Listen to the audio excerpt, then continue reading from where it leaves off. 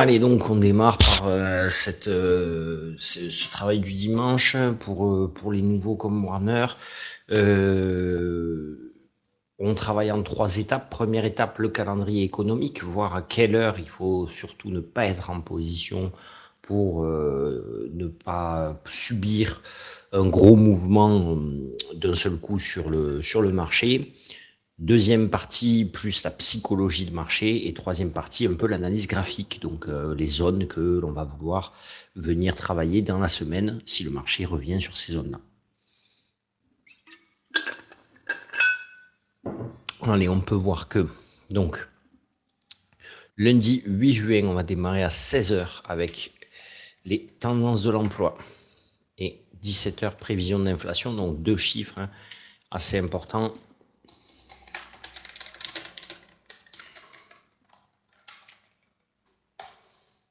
16h tendance de l'emploi et 17h, on va voir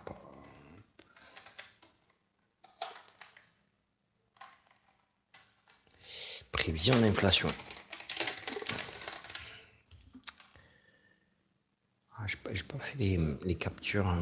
Je voulais les faire par la suite et après je les ai pas faites. C'est pas grave, on ira les chercher sur le moment. On va avoir donc un peu 14h30 les exportations, importations, du moins la balance commerciale. 14h55 Red Bull vente au détail. C'est pas des heures où on est vers le marché, mais bon, on peut se le marquer quand même. Mardi, donc un mardi calme, 17h30, on aura le GDP d'Atlanta, tout simplement. Forcément, une semaine de Fed, une semaine avant la Fed, pardon.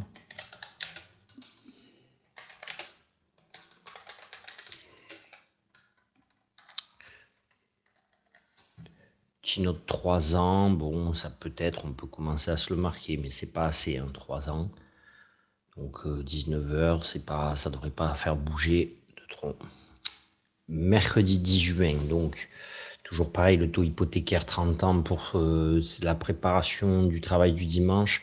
Surtout donc le CPI qui va sortir un chiffre d'inflation très important. Le CPI qui va sortir donc mercredi début d'après-midi à 14h30. Donc le marché, quand il ouvrira, devra prendre en considération ce chiffre d'inflation. Donc le CPI. Le CPI, c'est quoi? On sait que c'est pas la mesure préférée de la Fed pour le contrôle de l'inflation. Ça reste une statistique très intéressante et puis souvent elle donne un petit peu plus ou moins aussi le tempo, l'écart, l'idée de ce que pourrait être le PCE par la suite d'ici une semaine, 15 jours. Et donc on pourra voir un petit peu, là juste la semaine avant la Fed, une sortie de CPI, forcément, ça donne une tendance et ça va donner en tout cas une valeur un peu plus importante à ce CPI parce que même si on sait que la Fed regarde plus le PCE, mais comme elle aura ce CPI sous elle. Qu'est-ce que ça peut vouloir dire? Ça peut vouloir dire qu'on se rappelle que le dernier PCE est ressorti à 3,8, 3,9. Il est ressorti, il était élevé ce PCE, le dernier. Et donc si on a un PCE qui ressort élevé, le CPI qui lui ressort plus bas, ça peut un petit peu calmer ces tensions-là. S'il ressort plus élevé que le consensus, eh ben on peut se dire, tiens, que finalement le CPE, il va pas aller de mieux en mieux, il va aller de pire en pire, de mal en pis. Donc voilà un peu l'enjeu de ce CPI assez important donc. 14h30 mercredi, pardon. Le CPI. Après, on n'aura pas grand-chose d'autre. 17h, l'IPC, donc le CPI de la Fed de Cleveland. 17h, le PSCI sur Thomson Reuters et Ipsos. C'est une enquête Ipsos, ça on peut se le marquer. Sur l'emploi. 19h, par contre, là, l'adjudication 10 ans. Donc là, ça va être assez quand même important de voir notamment le bid to cover qui sera atteint sur cette semaine-là au niveau de l'endettement américain. Le jeudi 11, 14h30, on aura, comme d'habitude, les chiffres d'inscription au chômage ici, mais on aura aussi des prix à la production qui vont venir peser. Bien sûr, le rapport sur l'OPEP, mais le rapport sur l'OPEP sur le Nasdaq aura moins d'impact. 14h30, donc on peut se marquer prix à la production. Ça va avoir quand même une importance avant le marché, avant l'ouverture du marché.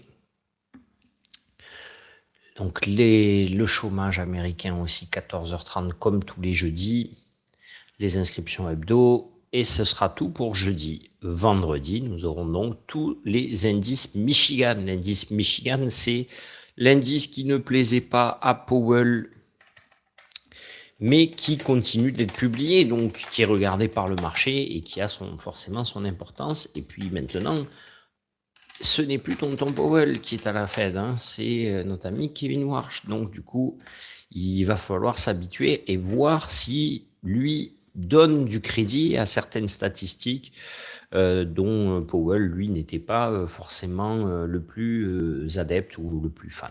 Voilà. La saison des résultats est passée, donc il n'y a plus normalement de besoin de regarder les résultats. On aura quand même Oracle mercredi 10 juin, on peut se le marquer. On va se le marquer même, Oracle mercredi 10 juin. Alors, pourquoi on va se le marquer? On va en parler justement ensemble. On voit qu'ils ont pris une sacrée douille hein, déjà. Oracle, moins 9,50. On aurait aussi Adobe qui peut... on peut se le marquer aussi, tiens, jeudi soir, parce qu'il n'y a pas grand-chose cette semaine. Donc, on peut se le marquer aussi. Donc, post-market, voir les enjeux un peu justement de l'IA sur Adobe.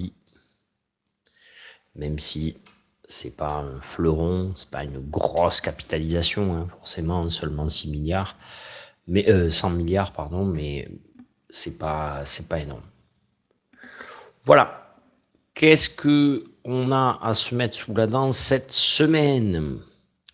Cette semaine, donc, on a eu... Eh bien, tiens, on va rester sur les résultats des entreprises. Tac, on va basculer. On a eu un petit effet, un petit basculement, un petit caillou dans la chaussure, une petite interrogation, une petite question avec des résultats des entreprises que l'on avait.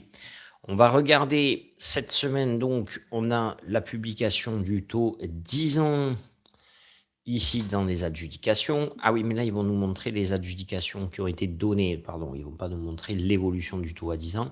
On peut voir que donc cette semaine, on a eu une claque assez forte sur le S&P 500. On a eu aussi un retournement du VIX et donc on va travailler un peu tout ça. On va regarder tout ça, bien sûr, en plus des moins 5% sur le Nasdaq et d'ailleurs, tiens, on va même...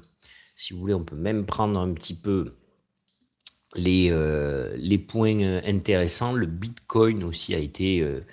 toutes les crypto-monnaies se sont faites aussi saccager cette semaine sur les marchés. Donc, pour quelle logique? C'est ce que l'on va travailler ensemble et regarder ensemble. Si vous n'avez pas de questions sur le calendrier de la semaine qui arrive, on va directement basculer du coup sur la psycho. Dites-moi s'il y a des questions, sinon... on passe là-dessus. Hop, on va aller là. Hop.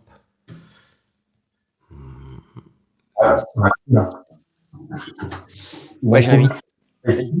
Pour dans la semaine, ça peut avoir un effet grimpant ou pas? J'ai pas entendu le début. Dans la semaine, ça peut avoir un effet? L'introduction de SpaceX qui est prévue, ils en parlent pour le 11 juin. Oui. Bon, le S&P a refusé de côté SpaceX, de côté aussi OpenAI pour l'instant, et je sais plus lequel c'était. Je vais vous dire ça. Ils ont refusé de les rajouter là à la cotation pour l'instant, donc Anthropic aussi. On va le voir, justement, on va en parler. Après, Oui, ça peut forcément avoir un impact parce que si ça rentre dans la cotation, notamment du S&P, ben forcément, ça va drainer le marché technologie. Et donc, nous, comme quand même, on est sur un ensemble d'actions, hein, vu qu'on ne trade pas l'action elle-même, mais on trade le portefeuille, on trade l'ensemble des actions. Si une action surperforme à la hausse ou à la baisse, eh ben, elle va aussi aider le marché à surperformer à la hausse ou à la baisse. D'accord? Donc, du coup, justement, on peut voir notamment que lors de ces résultats des entreprises, on a eu Broadcom qui a publié ses résultats. Bon, rien de catastrophique quand on regarde, hein, le bénéfice par action attendu de 39, prévu de 39, on sort de 44. Le chiffre d'affaires attendu, 22 milliards, on sort 22,19 milliards.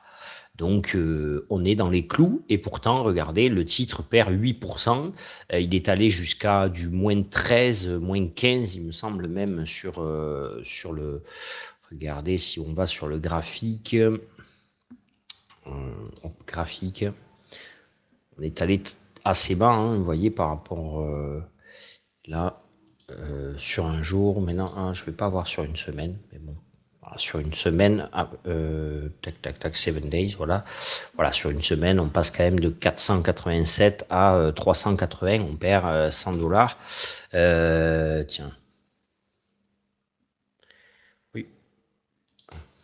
Tiens, donc 385 divisé par 487, on perd quand même 21% presque sur le titre.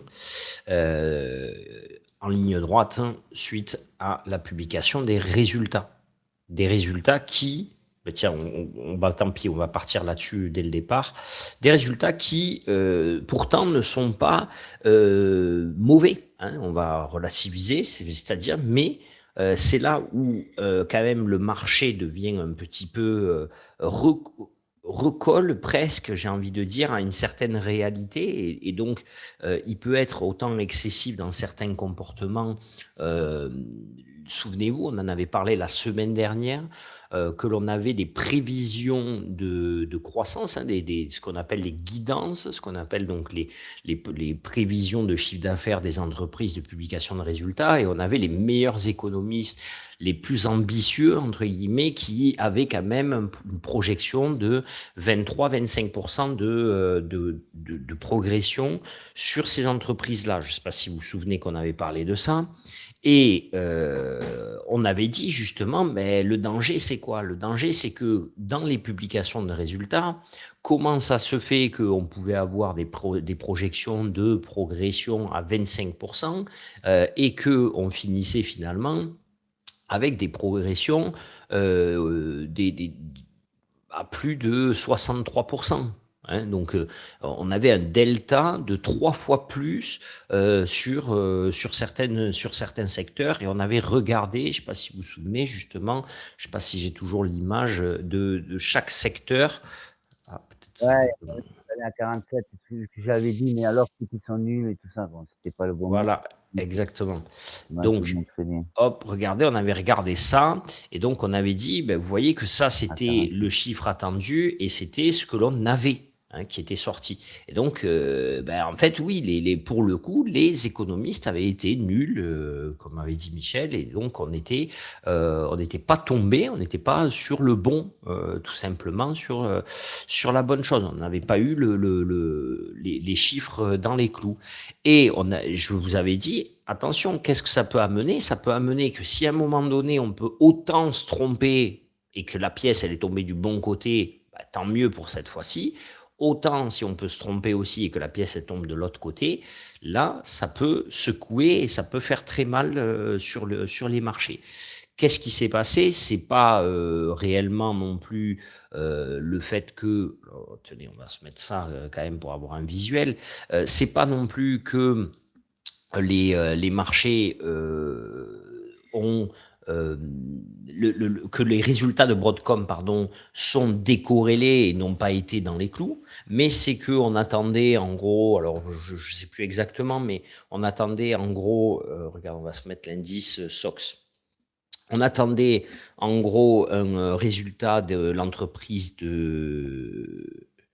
Est-ce que je l'ai là directement, de Broadcom de à peu près 23,5% de progression, et finalement, on a eu 23,3 par exemple. Hein. Donc, on était en fait dans les clous de l'attente. On était vraiment dans les clous de l'attente de ce qui avait été prévu par le consensus. Et donc, le fait d'être dans les clous et d'avoir atteint le consensus, mais de ne pas avoir fait mieux, eh ben voilà ce qui se passe sur les marchés des semi-conducteurs, voilà ce qui se passe sur l'indice SOX. Hein. L'indice SOX, donc, c'est un ETF qui appelle, qui réplique donc les plus grosses entreprises du secteur des semi-conducteurs. Broadcom en fait partie, tout comme Nvidia. Et voilà, donc depuis ici, c'était le 30 mars. Ici, c'était donc le 3 juin. En mars, avril, mai, en 2 mois, on était passé donc du plus bas de l'année à 307 au plus haut de tous les temps à 616. Donc on avait fait quand même un x2 sur ce cours-là. Et suite à cette déception, si on peut dire, donc de Broadcom, on a eu quand même une sacrée secousse, puisqu'on vient perdre quasiment 15%, il me semble, si je le trace là. Normalement, je vais avoir le pourcentage. Voilà, même 15%, voilà, 13% sur cet ETF. Mince. Bon, faudra pas que je regarde ça. Hop. Donc 15% sur cet ETF suite à la publication de Broadcom, qui, donc je vous le répète et je vous le redis, ne sont pas mauvais, ils sont juste pas au-dessus des perspectives, au-dessus des prévisions par les économistes, et ils sont juste dans les clous, puisqu'à 0, quelque chose près, ils sont exactement dans les clous des prévisions. Voilà ce qui se passe alors qu'on est pile dans le consensus. Imaginez si ils avaient eu des décalages, hein, comme on a eu les mêmes décalages que l'on a eu à la hausse, mais si on les avait eu à la baisse. Imaginez un petit peu l'hérésie qui se serait mise en place sur le marché et la folie que ça aurait pu être et atteindre sur ce marché. Alors pourquoi il y a eu ce mouvement un petit peu en 2 étapes? On le voit très bien ici. Hein, ici, résultat de Broadcom, boum. Hein, ici, on est vraiment, regardez, là, le jeudi. Hein, donc le Broadcom publie, tac, 21h, vous voyez ici, publication des résultats à post-clôture à 22h. Et là, boum, le TF, bim, tombe complètement le lendemain à 15h quand il loue. Donc, publication des résultats de Broadcom, rattrapage quasiment instantané. Déjà, pourquoi? Parce qu'on rebondit sur la zone bloquante ici, qui était la zone support, mais aussi parce que, comme beaucoup en ce moment, le marché rachète tous les V-bottom, et puis après, vendredi, nouvelle information, nouvelle publication, et là, par contre, on n'arrive plus à rattraper le couteau qui tombe. Donc, qu'est-ce que c'est qui a pu faire cet effet un petit peu en 2 timings? On va le regarder ensemble. Cet effet, il a eu lieu déjà par rapport au fait que vendredi, on attendait aussi les résultats du chômage américain, hein, de l'emploi américain, pardon, surtout. On attendait cette publication du rapport sur l'emploi américain, qui donc du coup a publié un rapport sur l'emploi bien meilleur qu'attendu. Donc je répète, bien meilleur qu'attendu. Le marché de l'emploi était attendu avec une évolution à plus 85 000 créations d'emplois sur le mois donc du coup de mai. Et dans le seul mois de mai, on a créé 172 000, donc plus de 2 fois plus que ce qui était attendu par les économistes sur le seul mois de mai en création d'emplois.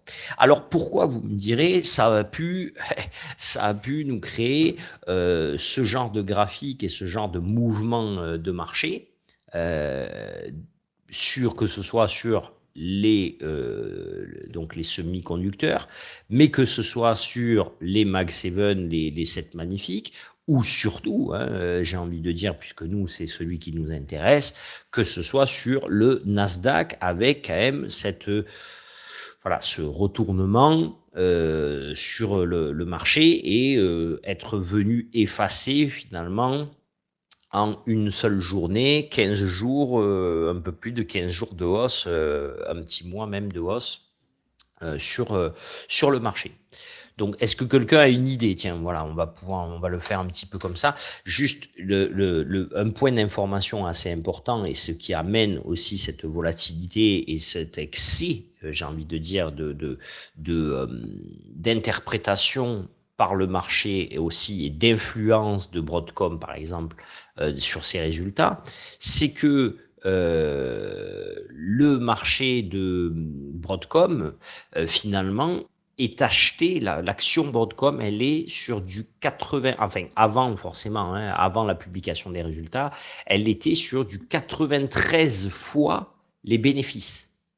D'accord? Donc je vous répète, elle était sur 93 fois les bénéfices, c'est-à-dire que le prix de l'action est 93 fois supérieur, sa capitalisation du coup est 93 fois supérieure aux bénéfices qu'elle réalise. Donc peut-être qu'à un moment donné aussi, on ne peut pas, quand on atteint une certaine forme, ce qui est rassurant quelque part, c'est que quand on atteint une certaine forme d'hérésie dans la hausse, on a la confirmation aussi de cette hérésie à la baisse lorsque on doit sanctionner une entreprise. Voilà. Ce qui est pas facile non plus quand même à interpréter et à trader, c'est que dans une seule et même journée, notamment le jeudi, on peut avoir une baisse ici de près de 3% qui récupère tout dans la même journée. Il me semble bien que c'est ces bougies-là. Voilà, c'est bien ça, jeudi, tac, tac, tac, regardez, donc voilà. Donc là, on est parti quand même jeudi de même, dans la nuit de jeudi, on est monté jusqu'à 500, 30 500, pour descendre jusqu'à 30 150 et revenir même au-dessus à 600, à 30 600. Donc on a quand même des gaps qui sont assez forts, des mouvements qui sont forts. Alors tant mieux, c'est ce qu'on vient chercher, c'est pour ça qu'on trade le Nasdaq, mais mine de rien, ça montre quand même une certaine volatilité sur ce marché et un certain effet quand même qui est pas non plus comment dire, qui est pas non plus super apaisant ou super sain sur ces marchés. Donc, qu'est-ce que c'est qui, selon vous, a pu faire que si on a cet emploi qui passe donc de 85 000 créations d'emplois attendues à 172 000, donc plus le double, trop de jobs, donc économie, et voilà, exactement. Exactement, c'est exactement ça. Donc là, ici, Trump, qu'est-ce qu'il nous dit? Il nous dit, il a tweeté. Alors, c'est pour ça que j'ai voulu intituler un petit peu, faire un appel du pied, un appel sur Trump, parce qu'au début, je voulais parler notamment beaucoup de Broadcom et de l'industrie des semi-conducteurs, qu'est-ce qui pouvait agir.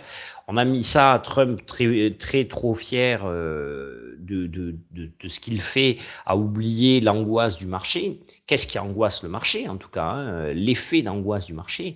Et donc là, en fait, il nous dit, il comprend pas.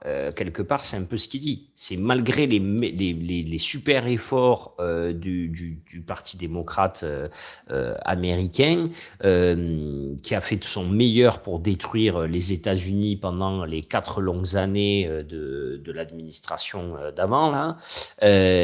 Ils ont créé plus de 172 000 Américains, d'emplois américains sur le mois de mai seul. Et donc, bien sûr, les économistes avaient tort. Et donc, qu'est-ce qui nous intéresse quand même, c'est que ici, il dit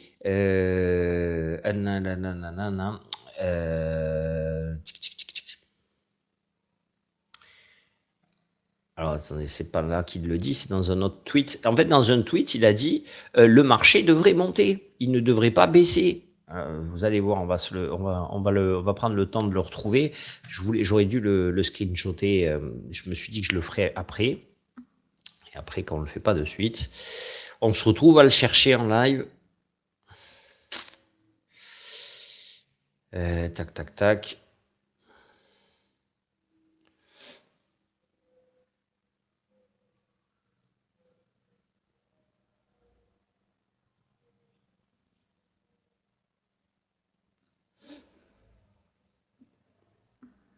Donc, en gros, il dit, dans son tweet, il dit le marché ne devrait pas baisser sur une telle publication des résultats des résultats, voilà.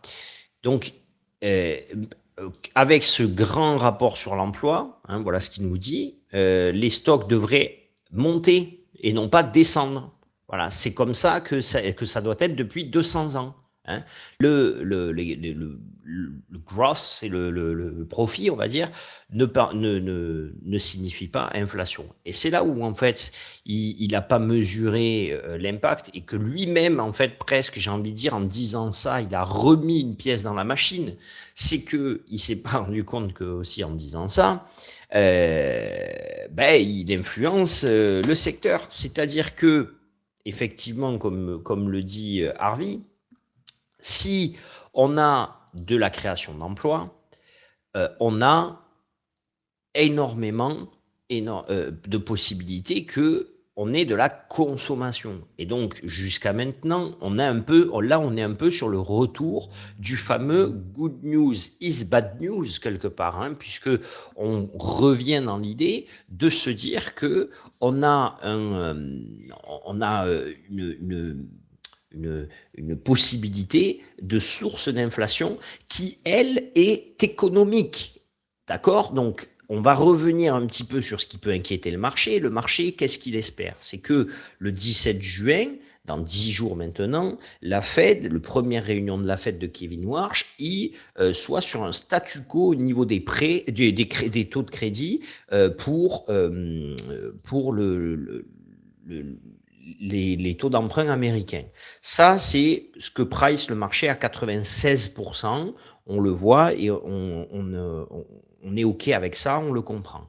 Et qu'est-ce qui se passe? C'est que l'inflation qui est à 3,8% est source d'inflation due au pétrole. Donc, d'ailleurs, si on prend le temps de regarder la réaction qu'a eu le pétrole, en fait, finalement, sur cette publication, le pétrole, regardez, lui aussi, il est plutôt baissier sur la semaine. D'accord? Donc, en fait, là, on n'a pas eu un mouvement baissier sur le marché dû à un mouvement haussier sur le pétrole qui laisse prévoir et qui laisse présager de l'inflation due à l'énergie, mais on a eu une source de mouvement baissier pour autre chose. Et donc, cette autre chose, qu'est-ce que ça peut être? C'est qu'on se dit, attention, si on a de l'inflation due à de l'énergie, comme on l'avait vu ensemble et on en avait parlé lors d'un travail des cartes, de travail du dimanche, si c'est que l'énergie, je ne vois pas en quoi augmenter les taux par les banques centrales fera que le détroit d'Ormuz s'ouvre. Si le prix de l'énergie, il était à 60 $ et que maintenant il est à 90 ou qu'il est au-dessus de 100 $, ce n'est pas à cause des taux directeurs des banques. C'est à cause du fait que le détroit d'Ormuz il est fermé et qu'il y a des tensions géopolitiques entre l'Iran et les États-Unis. Donc si on augmente les taux, je ne vois pas en quoi on va aider à réouvrir ce détroit. Alors oui, indirectement, bien sûr, en ralentissant la consommation, etc., on va pouvoir aussi freiner un petit peu, du moins freiner la flambée qu'il peut y avoir sur le prix du pétrole. Mais, quoi qu'il en soit, c'est au-dessus du pouvoir d'une banque fédérale, en fait. Quelque part, elle ne peut pas non plus tout contrôler, la banque fédérale. Par contre, quand on a un chiffre sur l'emploi qui présente une évolution deux fois supérieure aux attentes, c'est-à-dire pas juste un peu supérieure à 10%. Non, elle est 2 fois supérieure aux attentes. Et que on se disait, on est dans une économie américaine qui, de par la fameuse soft data que l'on a, hein, souvenez-vous quand on parlait de soft data et de hard data, la soft data qui est de la data d'analyse plus sondage, plus de discussion, de ressenti auprès que ce soit des entreprises ou que ce soit des consommateurs. Cette soft data, elle nous dit quoi? Elle nous dit que le consommateur américain, en gros, pour faire simple, il n'en peut plus. Il se dit qu'il n'arrive pas à consommer. Il nous dit que le prix à la pompe, il n'a jamais été aussi cher. Mais dans la hard data, ma foi, ça se ressent pas tellement. Souvenez-vous, c'est ce qu'on avait dit, il y a une disparité entre les deux. Et on espérait que la soft data rattrape la hard data plutôt que l'inverse, d'accord? Et en fait, qu'est-ce qui se passe? Ben justement, là, c'est que cette soft data, potentiellement, elle peut rattraper la hard data. Et donc, dans ce basculement comme ça, dans ce rattrapage, ça fera aussi ce qui va donner la sensation à la soft data de pouvoir aller mieux, c'est aussi si des Américains trouvent du travail facilement et si l'économie, elle, se met effectivement un peu plus dans une démarche positive. Et donc, si on a une création d'emplois qui est 2 fois supérieure aux attentes, ça veut dire aussi qu'on n'est pas dans les clous, dans les attentes, dans ce qui est prévu par le marché et dans ce qui est prévu par les économistes. Et donc, ça veut dire que là, on peut avoir une source d'inflation. Et pourquoi? Parce que ces personnes qui ont trouvé un emploi vont pouvoir consommer plus que ce que l'on attendait de leur part. Et donc, si on a plus de consommateurs, alors pour moins ou la même chose en offre, alors forcément, on a un prix qui monte et on a de l'inflation. Et ça, c'est une inflation économique, c'est une inflation sur laquelle peut agir la Fed. Et donc la Fed, comment elle peut agir sur cette inflation-là? Elle peut agir en montant ses taux. Et donc, on peut le voir ici dans le CME, c'est que si on prend du coup la réunion du 29 juillet, hein, qui est pas celle qui arrive là dans 10 jours, mais celle d'après, juste avant l'été, regardez, avant cette publication de taux, on avait juste 6% des gens qui pensaient qu'on pouvait avoir une hausse de taux lors de cette de réunion du 29 juillet, et ils sont 2 fois plus nombreux, ils sont 14% sur le marché à penser que l'on peut avoir une augmentation de taux, finalement, quelque part, pour freiner l'économie américaine. Et si on va un peu plus loin, on va voir qu'ils sont encore plus nombreux à penser, ici, ils étaient seulement 20% à penser qu'on aurait au moins une augmentation de taux d'ici septembre. Regardez, ils sont 37% à penser qu'on pourrait avoir une augmentation de taux d'ici septembre. Donc forcément, ça, bien évidemment, que ça se ressent sur le graphique, bien évidemment que ça se ressent et que ça se ressent avec du rouge, avec de la baisse sur le graphique, parce que même si, comme le dit Trump, normalement une économie qui se porte bien devrait donner envie au marché de monter, selon lui, oui, mais il oublie que pour pouvoir faire de l'activité sur ces entreprises technologiques, du secteur technologique, et notamment surtout des entreprises comme Broadcom, comme Nvidia, etc. Pour rester leader de leur marché, elles doivent investir massivement sur la recherche et développement, et donc cet investissement, elles le font à crédit. Et donc si on a des crédits qui montent, elles ont un taux d'endettement qui monte et elles ont des difficultés aussi pour être rentables, et donc un seuil de rentabilité moins important. Donc des guidances qui seront plus dures à atteindre. Tiens, Broadcom qui vient tout juste d'atteindre des guidances qui prend moins 21% dans la semaine, juste parce qu'il n'a pas surplanté les objectifs et les guidances les prévisions de marché. Donc imaginez si c'est une entreprise comme Nvidia qui ne surplante pas les expectations, là, les prévisions de marché. Ce qui peut se passer. Si c'est dû à des taux qui sont plus élevés et qui, du coup, pèsent sur les bénéfices et sur les revenus des entreprises, forcément, ça a un impact. Et donc, Qu'est-ce que, par ricochet, qu'est-ce que cela crée, qu'est-ce que cela fait? Eh ben ça fait que deux éléments. Et c'est là où on peut voir en fait comment tout le puzzle s'emboîte en fait quelque part. C'est que même trois éléments. Le premier qui était intéressant déjà à regarder, c'est comment comprendre si c'est que Broadcom ou si c'est Broadcom plus la possible inflation. En fait, comment on ressent ça? Comment on en arrive à conclure ça? C'est ça aussi qui est intéressant pour vous, pour comprendre comment demain vous pouvez analyser et comprendre et cerner, de vous dire, tiens, finalement, peut-être que c'est pas que la déception de Broadcom, mais c'est aussi d'autres éléments. Et en fait, quelque part, la déception de Broadcom, c'était un petit peu juste le premier effet, mais il a été vite rattrapé, on l'a vu par les marchés. Hein. Il y a eu une tentative de rebond sur cet effet-là. Et après, avec la publication là américaine, il y a eu un effet d'angoisse. Donc là, il y a eu un effet d'angoisse qui est en train de s'implanter sur le marché. Et ça, on le voit comment? On le voit déjà par le taux de 10 ans américain. Le taux de 10 ans américain qui, lui, regardez, ici, vendredi, boum, comme il a explosé à la hausse. Hein, on est passé de le plus bas de la semaine à 4,40 à 4,50. Quoi. On a gagné 4,54 et le plus haut de la semaine, on était à 4,55.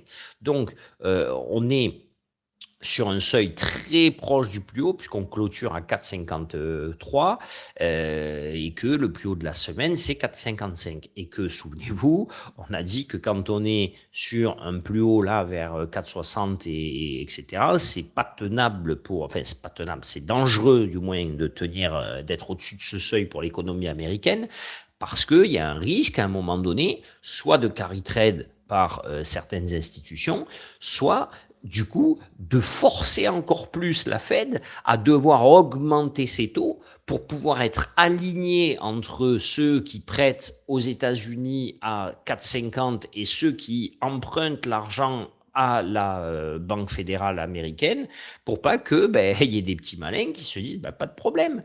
L'Amérique veut un crédit, il n'y a pas de souci. Ce que je vais faire, c'est que je vais emprunter 400 000 dollars ou 1 million de dollars à 3,5% sur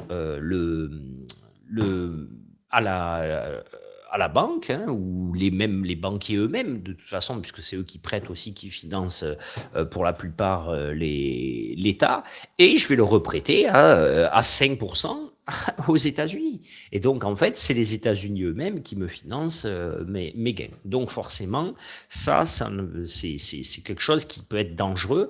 Et là, en fait, et qui peut surtout si vous voulez, dissimuler et avoir un cercle qui soit quelque chose qui soit pas positif. Pourquoi qu'il soit pas positif? Dans quel sens? C'est que du coup, ça peut tirer ça vers le haut, ça peut donc tirer les taux encore plus vers le haut, et on peut rentrer dans une dynamique complètement folle, où en fait, pour s'en sortir, on aura besoin de quoi? On aura besoin de euh, de de PIB, on aura besoin de croissance. Et en fait, nous, la plus grosse difficulté que l'on a actuellement aux États-Unis, comme dans le reste du monde, c'est de faire de la croissance, surtout dans le contexte actuel géopolitique. Donc, si on s'en va vers ce schéma-là, c'est normal que le marché commence à s'angoisser. Et donc là, on peut voir que quelque part aussi, on peut presque parler, avec des grands guillemets bien sûr, mais en tout cas sur la journée de vendredi, d'une petite rotation sectorielle avec des personnes qui ont eu envie de sortir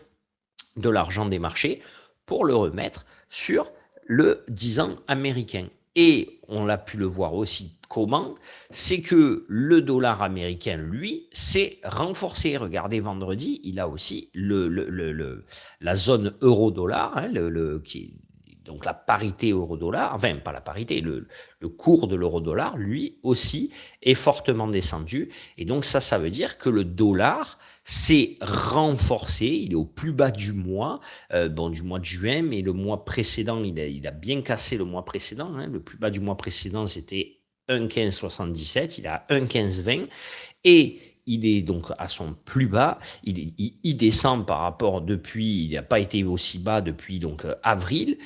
Et pourquoi? Parce que on est déjà dans cette projection de montée des taux, renforcement du dollar face à l'euro, puisque si le dollar monte les taux, du coup, il y a moins de dollars en circulation. Du coup, le dollar, il est plus fort, il est plus puissant. Donc, du coup, on devrait pouvoir. C'est ça qui nous donne ce signal aussi que on est bien dans quelque chose d'un risque inflationniste. Hein. C'est comme ça que c'est ça qui nous donne aussi que le marché a peur de l'inflation. Oui, c'est très bon pour les payouts parce que alors ça, ce serait parfait si on pouvait revenir à la parité, ce serait génial. On a connu la parité. Il n'y a plus si longtemps que ça. Hein, maintenant, c'était, regardez, la parité, elle était il y a 3 ans maintenant, je pense à peu près. Là, on était à 1,01 en 2025, même pas, il y a un an, janvier 2025. 1,01, mais avant ça, je crois on l'avait aussi connu, période du Covid, voilà, par là, on était descendu en 2022, vous voyez, de 2022-2023, on était pile à la parité. Ça, c'est quand, justement, c'était intéressant. À ce moment-là, donc il y a 2-3 ans, il y a 3-4 ans, pardon, ça c'était top hein, pour les payouts. Mais qu'est-ce que c'est le risque? Bon, on partira peut-être sur ce sujet-là si vraiment l'euro-dollar continue de se durcir. On ira sur le risque de savoir pourquoi, en fait, c'est pas bon pour l'économie européenne d'être à l'équilibre avec l'euro-dollar. Hein. Donc ça, on le verra à ce moment-là. Donc, voilà. Et donc, après, quel est l'élément aussi qui peut nous permettre de voir un petit peu cette psychologie qui change sur le marché?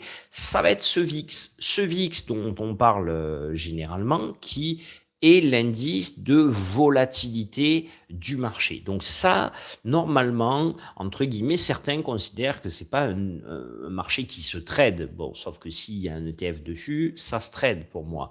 Hein, et donc, on peut avoir une analyse aussi de voir un petit peu comment il se comporte. Et là, on peut voir que le plus bas du mois précédent, le plus bas de la semaine précédente, était vers les 13, on va dire, d'accord? Si on s'arrondit ici, 13,20, c'était le plus bas.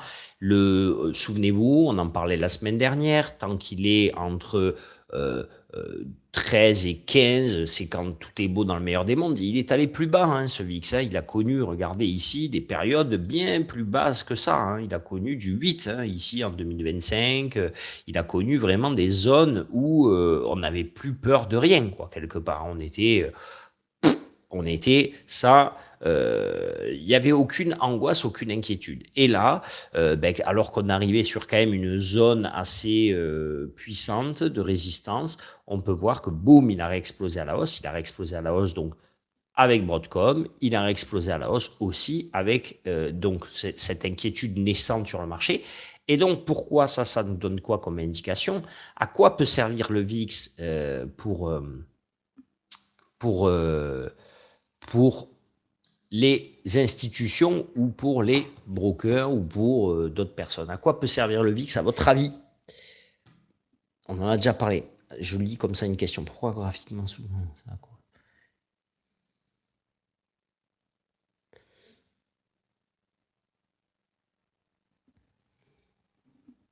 J'ai pas compris ta question, Maxime. Pourquoi graphiquement souvent ça correspond avec les effets de l'annonce? Sur le dollar, on était dans la zone d'achat et il a décollé. C'est souvent comme ça. Je suis pas sûr de comprendre ce que tu veux me dire. Si tu veux l'exprimer, soit le reformuler, soit le dire au micro pour que j'essaye de le comprendre, parce que là, je suis pas sûr de comprendre ce que tu veux dire. Déjà, la zone d'achat, parce que toi, tu traites dans l'autre sens, alors. Hein.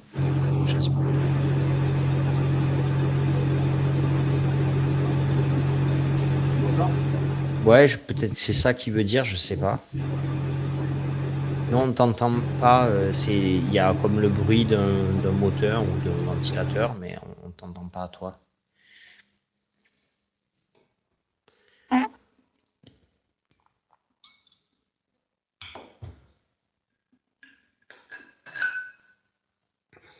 Ouais, c'est le PC.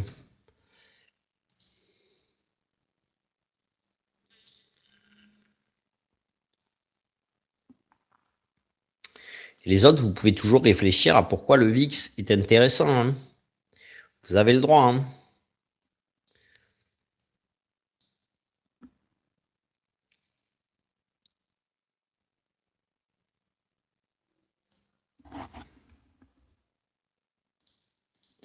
Mais je pense que pour répondre à ta question, Maxime, c'est parce que justement, en fait, du moins si je la comprends bien et je la comprends un peu comme Foued, c'est que tout simplement, le marché, il a conscience des annonces qui arrivent et quelque part, il vient se placer dans les zones qui lui semblent les plus stratégiques avant cette annonce, soit pour aller chercher un nouveau plus haut et repartir, soit même pour venir retravailler une partie à la baisse s'il a besoin, en fait, pour prendre appui sur une zone et soit la casser par en bas ou par en haut, mais en ayant pris appui en fait sur un endroit qui est plus cohérent dans le prix moyen, dans l'analyse graphique que l'on va avoir en fait. Voilà. Je pense que si c'est ça que tu veux dire, c'est pour ça que la fondamentale arrive toujours à se retrouver dans le graphique. Et en fait, justement, le graphique aussi te donne la psychologie. Parce que là, quand on voit ça, et quand on voit, comme je vous disais donc, en attendant qu'il tape sa question, le VIX ici qui explose donc de 13%, et qui passe donc de 13 à presque 17. Hein. On peut aller beaucoup plus haut sur le VIX. Hein. Le VIX, il peut être à 30 assez facilement. Hein. Regardez, le plus haut de l'année était à 23. Cette année, ça c'était fin mars. On peut très bien monter sur du 30. Regardez, on est carrément monté sur du 60 en avril de l'année dernière, quand il y avait les problèmes, quand il y avait Trump qui nous faisait des siennes avec les droits de douane. Donc, on peut vraiment casser cette zone-là. Pourquoi, en fait, on a cette zone et pourquoi c'est intéressant de regarder le VIX, c'est que forcément le couvrir, non, le VIX, VIX? C'est pour se pardon, couvrir, ça, le VIX. C'est pas ça pour se c'est couvrir? Pour se couvrir. exactement, c'est aussi un outil de couverture, tout à Ah, fait, alors je Michel. me trompe pas. Donc, en fait, le VIX peut servir de couverture, c'est-à-dire que si on n'a pas envie de vendre des positions parce que on sait que la position, ma foi, on l'a, elle est plutôt bonne et que le point d'entrée est bon et que on se dit que ça va être qu'une passe sur le marché, c'est un peu le dans la même, on va dire, la même presque tendance que le short squeeze. Il y a une vague baissière, mais je veux pas être vendeur des actions que j'ai. Je vais faire du short, je vais faire du short sur le marché sans toucher à mon portefeuille. Et là, en fait, comment vendre le marché sans toucher à mon portefeuille? C'est que si le marché se met à se retourner, il va y avoir de la volatilité. Et donc, ce VIX va monter. Et donc, si je me mets à acheter du VIX, je vais profiter de la hausse du VIX. Et donc, la baisse que j'aurai sur les actions, j'aurai le gain à la place sur le VIX si lui, il monte.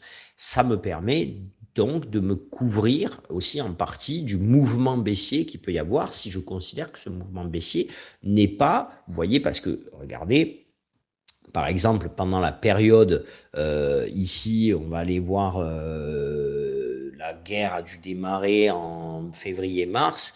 On était, vous voyez, sur une zone là de VIX fin février. On est monté plutôt vers les 20, mais après, il y a eu des zones où on redescendait à 17. Vous voyez, 17, 18, qui sont des zones, oui, un peu où on commence à avoir un peu de tension, mais qui sont pas non plus, regardez, par rapport à ce on a pu connaître sur le VIX, qui sont pas non plus insoutenables. D'accord? Donc ça, c'est quand on commence, vous voyez, ici, à rentrer dans des zones de couverture. Et donc, là, on est revenu un petit peu titiller la zone que l'on peut considérer comme étant une zone de couverture. Et donc, ça, c'est quand on considère que ça peut être plutôt passager, c'est-à-dire que donc ça c'est exactement pour ça qu'on regarde ce qui s'est passé au mois de mars, février-mars, c'est que on se dit c'est ok la guerre, mais la guerre elle va pas durer pendant 6 ans, donc au lieu de vendre mes actions, je vais pas prendre le marché baissier, je vais me couvrir sur le VIX et quand le marché va repartir, moi j'aurai toujours mes actions en portefeuille. Voilà donc à quoi peut servir le VIX. Et ça, c'est intéressant pour voir que c'est vraiment, du coup, aussi une protection et une angoisse. Et c'est vraiment une angoisse, là, pour l'instant, du moins sur l'aspect instantané. C'est-à-dire que là, ça veut dire que jusqu'à maintenant, regardez ici, on était vraiment sur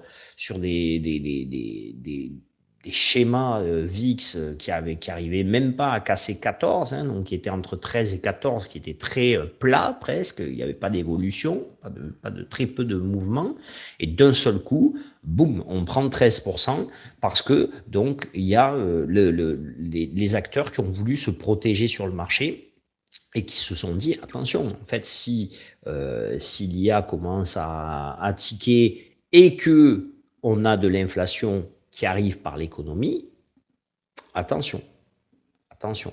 Et là où après ça peut se transformer en véritable marché vendeur, ça va être de savoir si l'élément crucial, c'est est-ce qu'à un moment donné, on est avec de l'inflation, mais de la croissance ou pas. Et donc, si on n'a pas de croissance, là, ça va faire très peur parce qu'on va se dire, attention, la Fed et les banques, la Banque fédérale et toutes les banques centrales vont être obligées de monter les taux dans le contexte actuel. Il y a de l'inflation aussi qui est économique, donc ils vont monter les taux, mais il y a un gros point d'interrogation sur l'endettement de toutes ces entreprises qui ont investi massivement dans l'IA, comment elles vont faire pour générer du revenu et pour pouvoir payer cet endettement, assumer cet endettement. Là, peut-être qu'il y a un gros fantôme dans le placard qui peut faire très très très très mal à terme au marché. J'espère pas, parce que là, ce serait quand même une crise majeure qui serait face à nous. En gros, soit nous sommes dans des zones de vente ou d'achat quand il y a une grosse annonce, si on est dans une...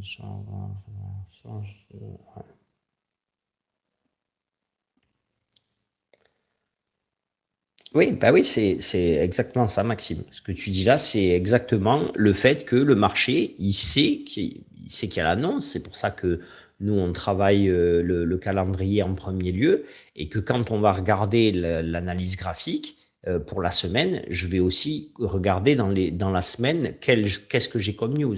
Et quand je dis, tu le verras au fil des semaines qui passent, tu verras que ça m'est arrivé de dire, attention, je pense que jeudi, on peut être sur exactement telle zone de marché, et des fois on y est. C'est pas parce que j'ai une boule magique et j'ai pas une boule de cristal pour voir dedans. C'est juste parce que, ben, effectivement, c'est une zone technique sur laquelle le marché vient avant d'avoir sa news qui va le nourrir à nouveau pour repartir soit à la hausse, soit à la baisse. Et ça le, entre guillemets, quelque part, ça le rassure d'être dans cette zone-là au moment où il va avoir l'annonce, parce qu'il y a pas mal d'acteurs, il y a pas mal de monde qui est prêt à rentrer ou prêt à être placé sur cet endroit-là. Voilà. Allez, donc du coup, on va passer à l'analyse graphique. Très peu d'évolution ce week-end sur la guerre en Iran. De toute façon, bon, Trump passe son temps à dire que ça y est, hein, que c'est fait, le détroit d'Ormuz il réouvre, mais ça fait 15 jours qu'il nous le dit et 15 jours qu'il est fermé. Donc, voilà, il y a peut-être un moment où le marché va arrêter aussi de se fier à ça, et ce moment-là, il peut basculer le marché, ne plus croire, finir par ne plus le croire. Ce qui est intéressant quand même, regardez, c'est que on avait tracé ce canal ici depuis bien longtemps maintenant, hein, qui était ici pris donc vers le 8 mai, début mai. Tac, on l'avait pris comme ça, et il venait s'appuyer sur la position du 29 octobre. Et donc, on avait dit que ce canal, ça redevenait la résistance haute. Je me souviens quand ici, il avait touché une fois, il avait franchi, il était revenu prendre appui, et après il avait pris plusieurs fois appui en fait dessus. Là, il est pile revenu, vous voyez, sur justement, à l'entrée de ce canal. Mon sens, je vois pas trop pourquoi il rentrerait pas dans ce canal. Ce qui est bien, c'est que du coup, le target, on le voit assez clairement, ce sera vers les 28 000 ici, qui correspond, regardez là, à une zone qui avait été difficile, et sur laquelle il est après, ben forcément, revenu s'appuyer sur le canal pour repartir. Donc nous, on peut presque cette semaine viser ça, si imaginons par exemple, on a des chiffres d'inflation qui tombent pas dans le bon sens, pourquoi pourquoi pas, hein, le CPI qui confirme cette tendance inflationniste due à de la consommation, je peux vous dire que effectivement, on ira vers les 28 000 points assez aisément, on va dire. Pareil, Oracle et Adobe, tiens, on va prendre le temps de regarder ça vite fait, parce que je vous ai dit qu'on en parlerait. On avait Broadcom qui a déçu. Oracle, c'est quand même une des premières sociétés de IA qui a commencé à inquiéter et à décevoir. Donc, clairement, regardez comme les chiffres n'y sont pas pour Broadcom, hein, ou le marché du moins considère que les chiffres n'y sont pas, parce que c'est un peu sévère de dire qu'ils n'y sont pas. Oracle s'est fait défoncer et perd 10%. Et Oracle se fait souvent saccager. Donc là, si ils ne matchent pas avec les attentes et ils ont un fort endettement, hein, Oracle, en plus, c'est pour ça qu'ils se font souvent en premier lieu saccager quand il y a des mouvements de marché. Si on a ces difficultés sur Oracle et qu'il n'atteint pas le consensus, on pourrait avoir vraiment un nouveau mouvement baissier sur Oracle. Et surtout une pièce de plus, quelque part, j'ai envie de dire, dans la machine angoisse ou dans l'effet angoisse du marché, qui se disent, par effet ricochet, il y a d'autres boîtes qui feront de la déception. Donc voilà, petit à petit, de toute façon, on va se diriger, comme dans toutes les révolution, on va dire, un petit peu aussi industrielle et économique, vers des sociétés qui, à aujourd'hui, nous semblent énormes et qui vont se faire, en fait, finalement, manger par d'autres. Hein. Tous les acteurs actuels du marché ne vont pas pouvoir rester les plus gros du marché. Il y en a qui vont disparaître, ça c'est sûr. Donc soit ils seront englobés par le plus gros, et des fois, même un gros peut disparaître et se faire englober par d'autres. Donc, quid de Broadcom, pourquoi pas, on verra, c'est pas impossible non plus. En tout cas, c'est pas impossible, ça c'est sûr.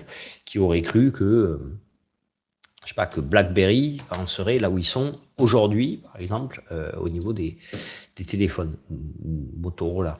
Voilà. Donc, ici, on peut donc, moi je pense que lundi, là, à l'ouverture, lundi, potentiellement mardi, on devrait avoir quand même une tentative d'arrêt de rebond, hein, quelque part même, j'ai envie de dire. Pourquoi pas un petit 300 points de rebond, 350 points de rebond, vous voyez, pourquoi pas essayer même, voir sur les 2 jours, de revenir titiller le 29 500 ici. On peut voir que ça a été quand même là une zone d'accumulation, les 29 300 ici.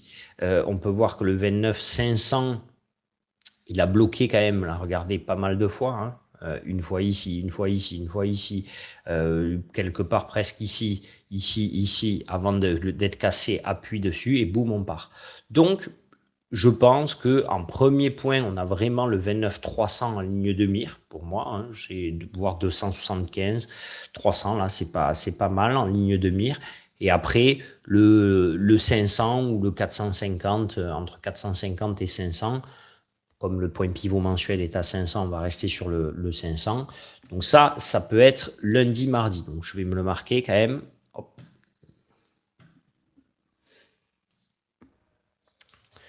Là, j'ai difficilement, on va dire, un peu de mal l'idée. Tiens, on va regarder quand même un truc.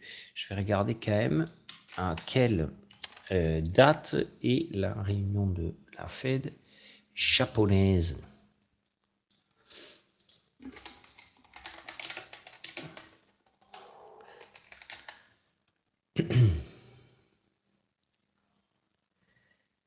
Réunion politique monétaire. Tac, mais c'est pas ça.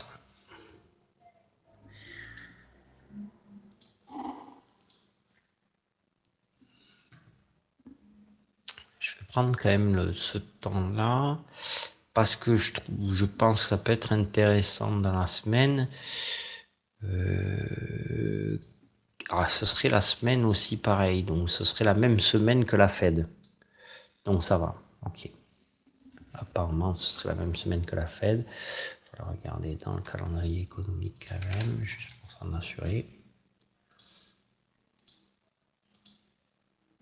Ça m'embête parce que...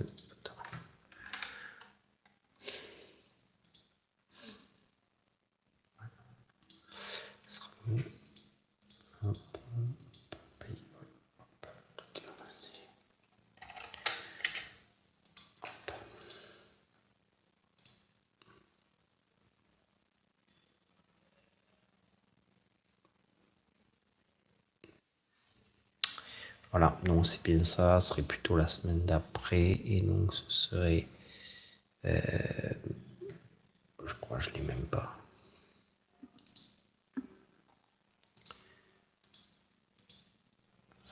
Importance élevée.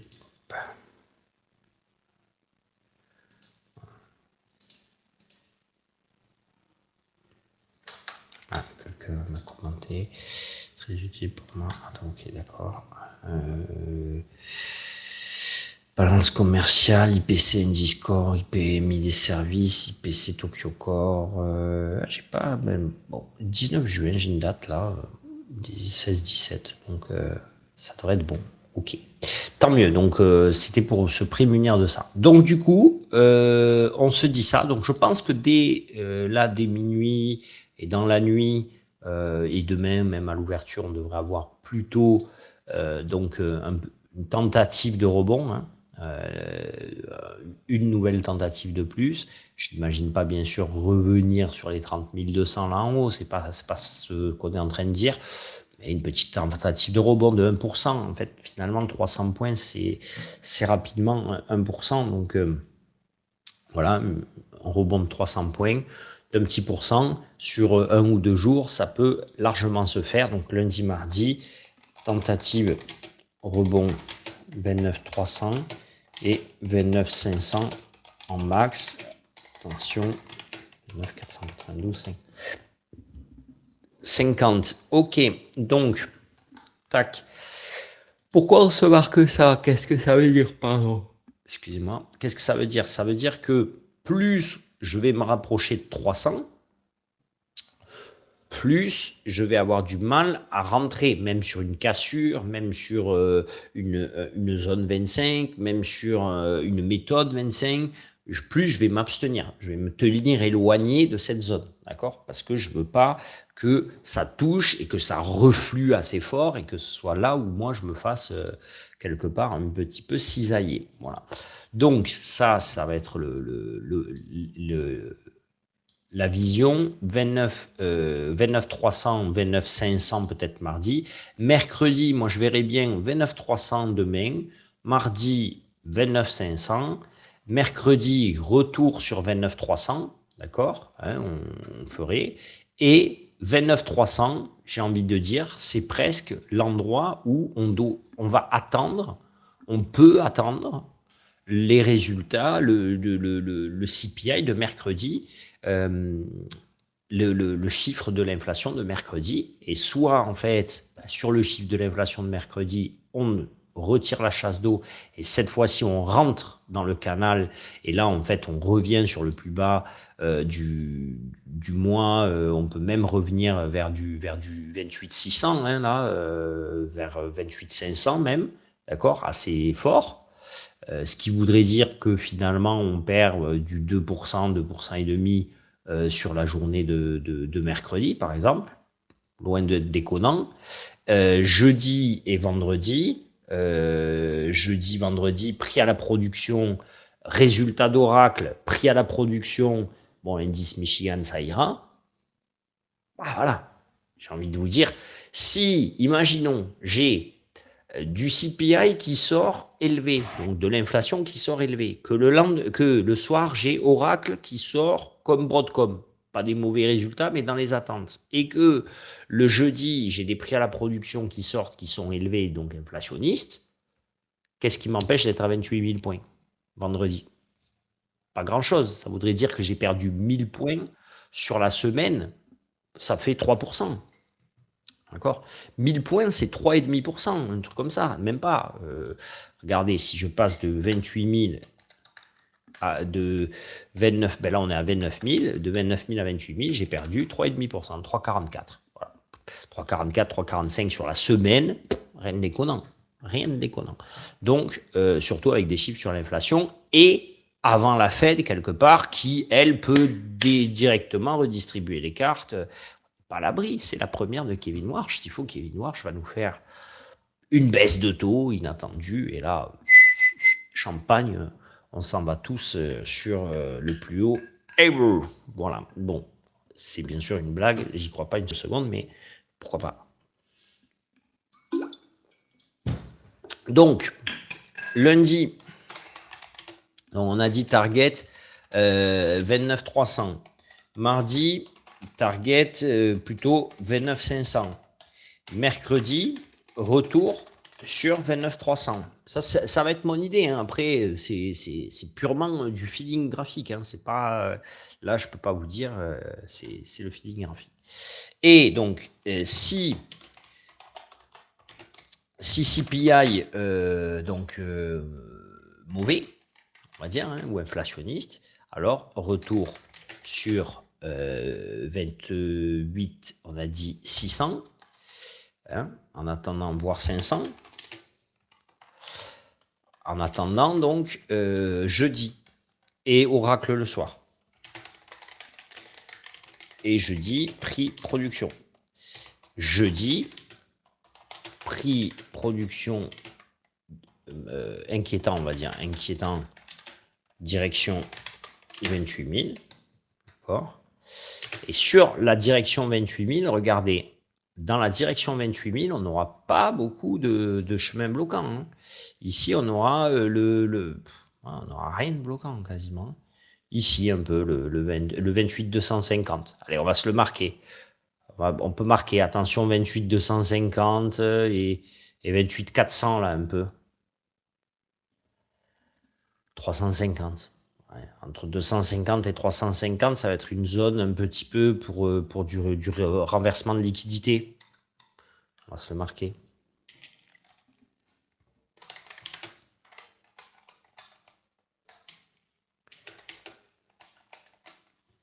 J'ai dit 28 350.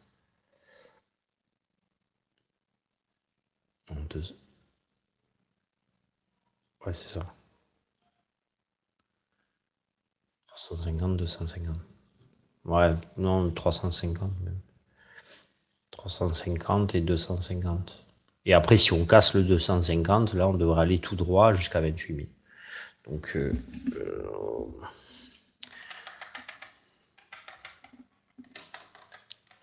donc 28 400, 28 350 et 28 250. Zone de renversement de liquidité possible. Hein. C'est-à-dire qu'en gros, on peut avoir, on touche le 300, on touche le 275 et d'un seul coup, on se retourne, on revient à 380 et après, on retire la chasse. C'est juste un renversement de liquidité sur 10 minutes et après, boum, on repart dans l'autre sens. Quoi. Voilà. Donc, voilà. Ça va être le schéma un peu pessimiste. Mais le schéma optimiste, ça peut être aussi mercredi, tout va bien dans le meilleur des mondes. Et donc, sur le 29 300, on prend appui, on repart. Et là, on repart, on va chercher le 29 500.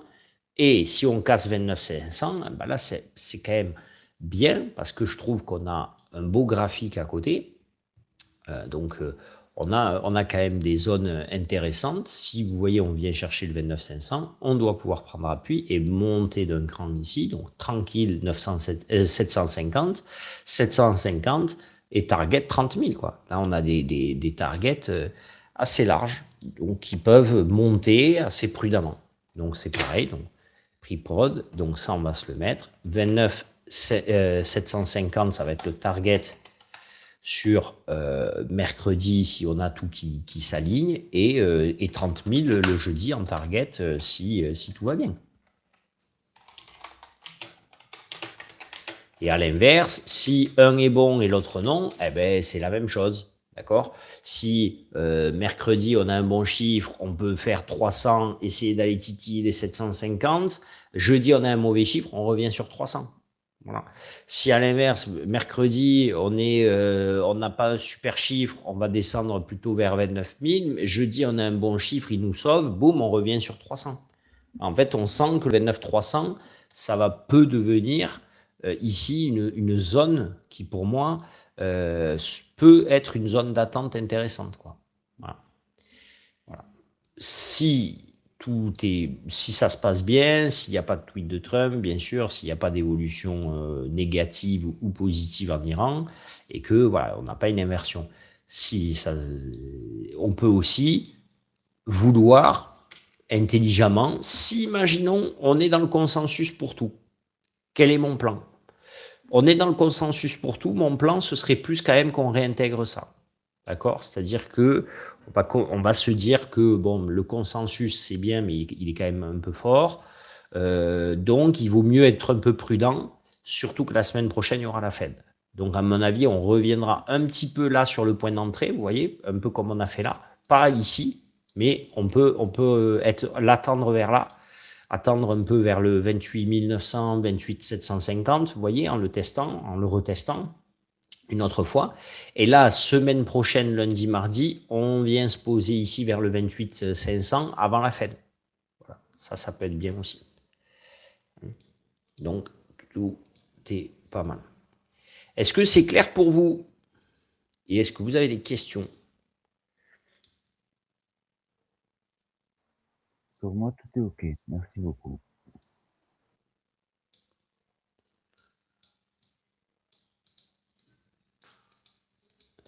Eh bien, parfait. Alors, si c'est bon pour tous, c'est nickel. Donc, je vous souhaite du coup à demain. Merci d'avoir suivi ce live. J'espère que ça vous aura intéressé et appris un peu des choses, notamment sur justement pourquoi on peut regarder deux, trois indicateurs, deux, trois marchés différents et comment on les emboîte les uns dans les autres pour se dire que voilà. Oui, Jérémy, j'ai avancé sur le projet, donc on aurait trois formes d'investissement. Mais tiens, je peux vous le montrer si vous voulez.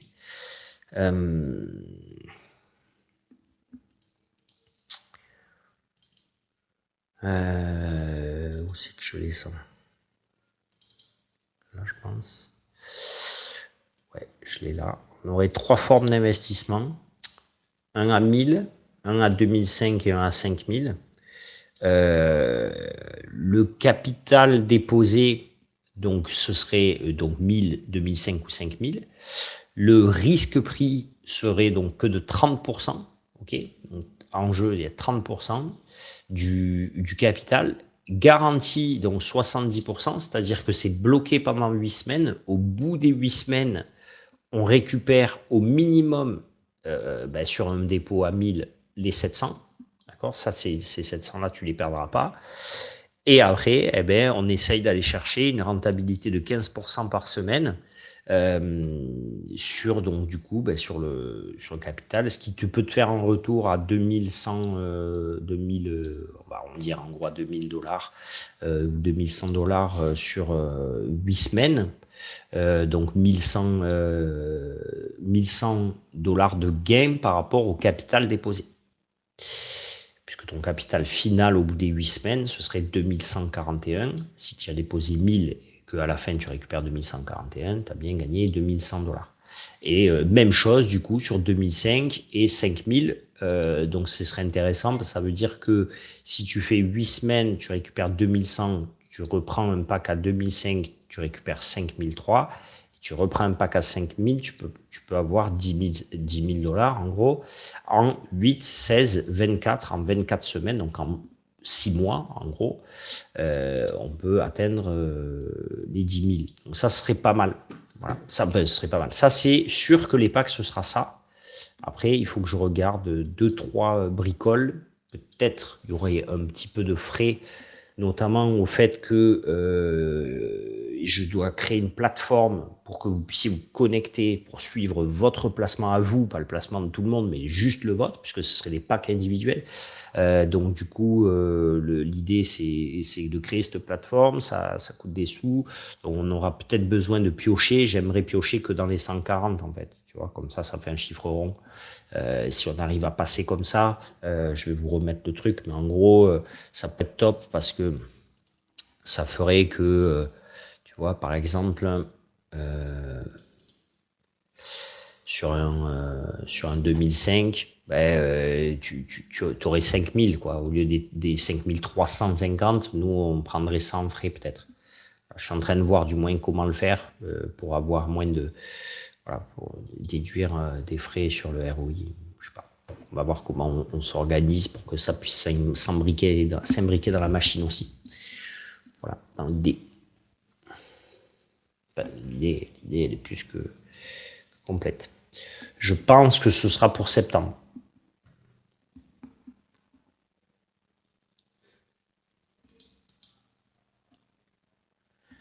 Voilà. Je vais essayer de le faire avant, mais je pense que ce sera pour septembre.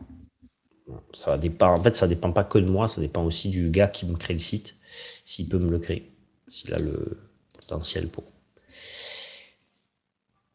Voilà. De toute façon, le risque, c'est 30%. Donc, c'est pas énorme, je pense. Voilà. Surtout quand tu vois le potentiel de.